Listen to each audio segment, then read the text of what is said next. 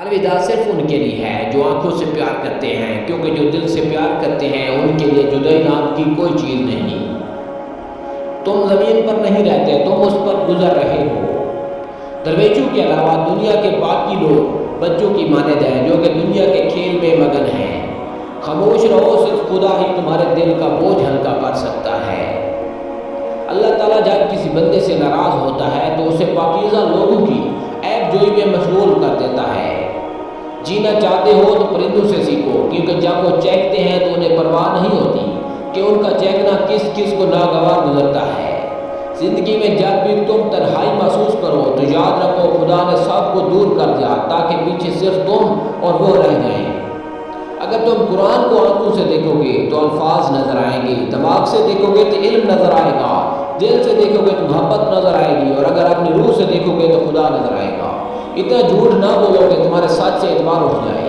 اپنا ہاتھ چھوڑنا بھی صدقہ ہے، خالی غصہ ذبح کر دیا کرو، یہ بھی صدقہ ہے۔ جو شخص خوشگوار زندگی بسر کرتا ہے وہ تلخ موت مرتا ہے۔ نیک لوگوں کی صحبت اختیار کرو کہ صحبت میں بہت بڑا اثر ہوتا ہے۔ علم یہ ہے کہ آپ کو معلوم ہو کہ کیا کہنا ہے، اور حکمت یہ ہے کہ آپ کو معلوم ہو کب کہنا ہے۔ پرندہ جب اڑنے کی ٹھان لے تو ہوا کو رستہ دینا ہی پڑتا ہے۔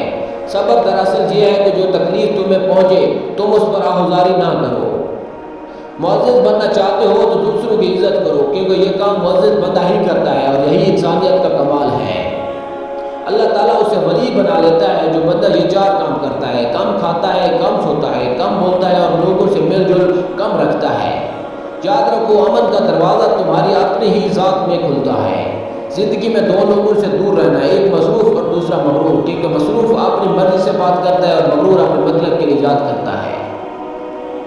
ان لوگوں کا رزق، دولت اور عزت ہمیشہ کم رہتی ہے جو دوپہر کے وقت نماز ظہر ادا نہیں کرتے۔ بعض تکلیفوں اور پریشانیوں میں انسان کے لیے خیر چھپی ہوتی ہے۔ صبر ایک ایسی سواری ہے جو اپنے سوار کو کبھی گرنے نہیں دیتی، کسی کے قدموں میں نہ کسی کے نظروں میں۔ اللہ کو خوش رکھنا ہے تو تین لوگوں کو خوش رکھو: غربا، مساکین کو، دکھی اور بے سہارا کو۔